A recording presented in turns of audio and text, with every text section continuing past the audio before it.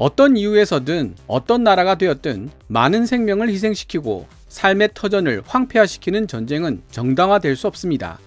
대한민국의 K-디펜스가 세계로 뻗어나가는 것은 마땅히 축하해야 할 일이지만 지금 이 순간에도 수많은 우크라이나 시민들이 생명과 재산을 잃고 난민으로 떠돌고 있다는 사실을 생각하면 마음 한구석이 무겁기 짝이 없습니다. 전통적으로 러시아 무기를 선호해왔던 나라들 뿐만 아니라 미국에 의해 미국산 무기 수입 금지 조치를 당한 나라들에게도 K-디펜스는 매우 매력적인 대안이 될 수 있다는 분석인데요. 러시아 무기를 선호했거나 미국산 무기의 수입을 금지당했지만 충분한 방위 예산을 확보하고 있는 나라들의 대표적인 예가 바로 사우디아라비아나 아랍에미리트 같은 중동 국가들입니다. 이집트의 K9 썬더 자주포 판매가 확정되었고 K2 흑표 도입에 관한 이야기도 나오고 있습니다. 아랍에미리트에는 천궁2 중거리 지대공 미사일이 수출되었으며 파워팩 문제로 잠시 중단되기는 했지만 K9 썬더 수출도 진행되고 있던 중이었습니다. K9 썬더 수출은 파워팩을 국산화하고 다시 추진될 것으로 예상되고 있으며 FA-54양의 훈련기 겸 경전투기 도입도 물망에 올라있는 상황입니다. KKMD 363화를 통해 천궁2 지대공 미사일이 이라크에 수출될 가능성이 있다는 소식도 전해드린 적이 있습니다.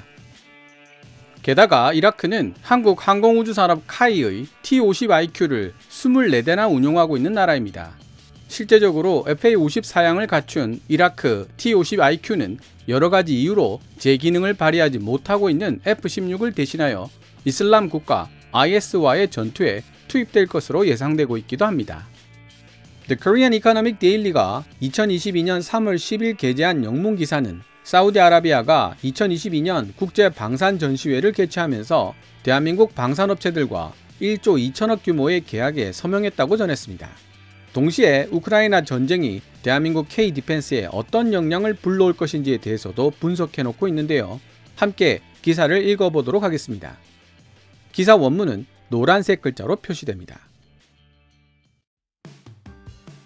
대한민국의 방산업체 한화와 풍산 그리고 LIG 넥스원은 사우디아라비아에 탄약을 비롯한 기타 방산 시스템을 공급하는 내용의 9억 8,900만 달러 한화 1조 2천억 규모의 계약에 서명했다.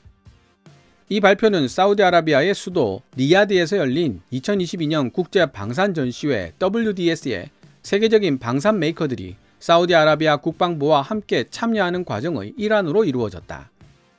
사우디 정부 관계자와 대한민국 방산기업들의 전언에 따르면 지난 화요일 대한민국과 체결한 이번 계약은 사우디아라비아 정부가 현지 기업 및 국제기업들과 체결했던 18억 달러 한화 2조 2천억 가치를 지닌 10개 계약의 일부이다. 다자간 거래에 따라 한화는 사우디아라비아의 방위력 증진과 공급망 서비스를 지원하기 위해 8억 달러 한화 9,900억 규모의 계약을 체결했다. 양측은 비밀 유지 협정을 이유로 어떤 무기 시스템을 어떻게 거래했는지에 대한 구체적인 언급은 거부했다. 4억 6천만 리알, 한화 약 1,500억 규모의 계약을 맺은 풍산은 사우디아라비아 국방부에 다양한 종류의 탄약을 공급하게 된다. 한화와 함께 대한민국을 대표하는 또 다른 주요 방산업체 LIG 넥스원은 사우디아라비아 해군에 전자 광학 방어 시스템을 공급하는 2억 5천만 리알, 한화 820억 규모의 계약을 체결했다. 업계 분석가에 따르면 하나그룹 계열사인 하나디펜스는 사우디아라비아에게 추가적인 무기를 수출하기 위해 다방면으로 많은 노력을 하고 있는데 대공 방어체계인 BO2가 그 대표적인 예이다. LIG 넥스원 또한 사우디아라비아에 천궁2라고 이름 붙여진 한국형 중거리 지대공 미사일 KM-SAM 시스템을 판매할 수 있는 방법을 모색하고 있는 중이다. 대한민국에게 기회를 제공하는 계기가 된 러시아의 우크라이나 침공. 지금까지 중동 국가들에게 무기를 제공해온 주요 방산 수출 국가가 바로 러시아였다. 그러나 현재 러시아와 우크라이나 사이에서 진행되고 있는 전쟁의 영향으로 러시아에 대한 국제사회의 광범위한 제재가 가해지고 있는 상황이기 때문에 대한민국 방산업체들에게 방산 수출을 확대할 수 있는 좋은 기회를 제공해 줄 것이라고 전문가들은 분석하고 있다. 바이든 행정부에 의해 미국산 무기 수입이 금지된 사우디아라비아가 대한민국을 포함한 다른 나라들을 통해 방산 시스템 수입을 모색하고 있는 것으로 보인다고 업계 관계자는 말했다. 대한민국 정부의 발표에 따르면 대한민국 방산 시스템 수출 금액은 2016년 26억 달러에서 2021년 사상 최대 금액인 73억 달러로 증가하면서 3배 가까이 폭증했다. 2022년 올해 대한민국은 해외로 수출되는 방산 제품들이 최고 100억 달러, 한화 12조 규모에 이를 것으로 예상하고 있는데, 이는 중동과 유럽 그리고 호주에서 더 많은 방산 제품 공급 계약이 성사될 것으로 기대하고 있기 때문이다. 점점 더 많은 숫자의 대한민국 방산업체들이 다른 나라들과 굵직굵직한 무기 시스템 공급 계약을 체결하는 데 성공하게 되면서 업계 분석가들은 대한민국의 방산기업들이 외국인 투자자들이 선호하며 탐내는 K산업 주식 종목들 중 하나가 될 수 있는 만반의 준비를 끝냈다고 말했다. 대한민국의 방산업, 이른바 K-디펜스 종목들은 K-드라마 혹은 K-컨텐츠와 관련된 대한민국 주식의 눈부신 실적을 잘 반영해주고 있기 때문이다. 지난 1월 LIG 넥스원, 하나디펜스와 하나시스템은 중거리 지대공 미사일 KM-SAM 시스템을 중동 국가인 아랍에미리트에게 공급하기로 합의한 바 있다. 지금까지 2022년 3월 10일 The Korean Economic Daily가 게재한 기사, 한화, 풍산, LIG 넥스원, clinch 989 million Saudi defense deals. 한화, 풍산, LIG 넥스원이 사우디아라비아와 9억 8,900만 달러 계약을 체결하다를 번역해 보았습니다. 러시아의 우크라이나 침공이 불러온 신냉전 체제로 인해 유럽 각국들은 앞다투어 방위비 증강 계획을 수립하고 있습니다. 중국의 패권주의 위협에 직면하고 있는 아시아 각국들도 마찬가지로 군비 증강에 박차를 가할 것으로 보입니다. 특히 세계적 명성을 얻고 있는 대한민국 육군의 대표 플랫폼 K9 썬더 자주포와 K2 흑표 주력전차, 그리고 미래형 보병 전투장갑차 AS-21 레드백에 대한 서방 세계의 관심이 높습니다. K2 흑표 주력전차는 노르웨이와 오만 등지에서 독일 레오파드 전차와 열띤 경쟁을 벌이고 있고, AS-21 레드백은 호주 차기 보병 전투장갑차 조달 프로그램 랜드 400 페이지 3에 도전하고 있죠. AS-21 레드백은 또한 미 육군의 차기 보병 전투장갑차 조달 프로그램 OMFV에도 제안서를 제출해 놓은 상황입니다. 만약 AS-21 레드백이 호주 랜드 400 페이지 3 프로그램에서 승리하게 된다면 K9 썬더, K2 흑표와 더불어 대한민국 육군 플랫폼의 대표주자가 될 수 있을 것으로 예상됩니다.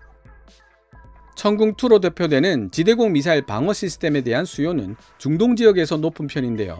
천궁2가 러시아 S-300, S-400 기술과 연관되어 있지만 제재의 대상이 아니라는 사실이 큰 장점으로 작용하고 있습니다.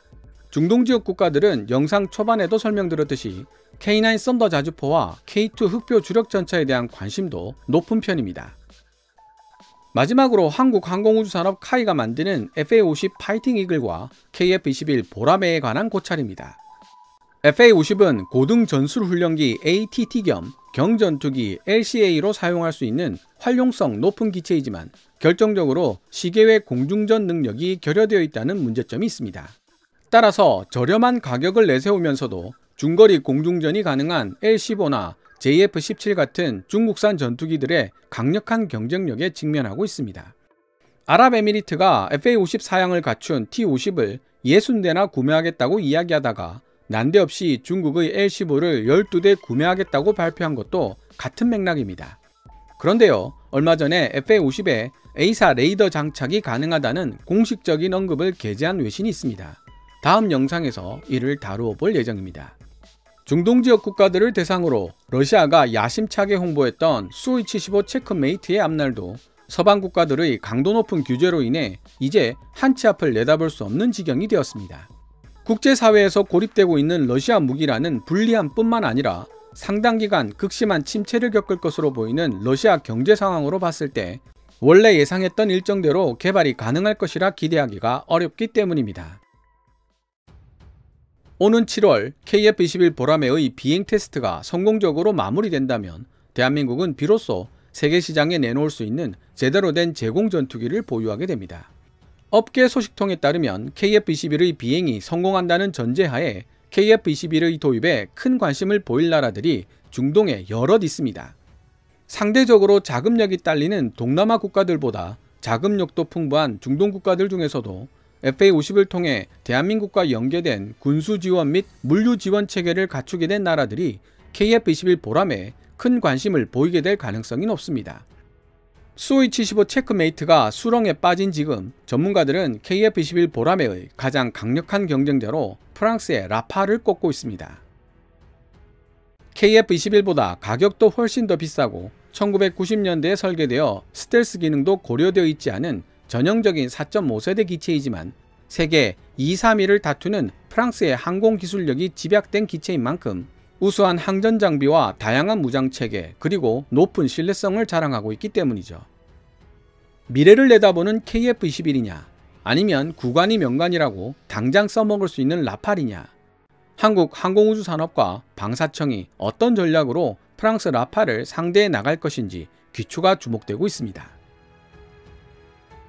오늘 KKMD에서 준비한 내용은 여기까지입니다. 좋아요와 구독 신청은 제작자에게 큰 힘이 됩니다. 방송된 내용들은 KKMD 블로그에서도 읽어보실 수 있으며 구글 검색창에서 KKMD를 검색하시면 됩니다.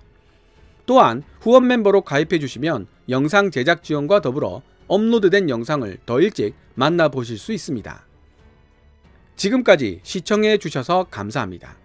Kevin's Military Channel KKMD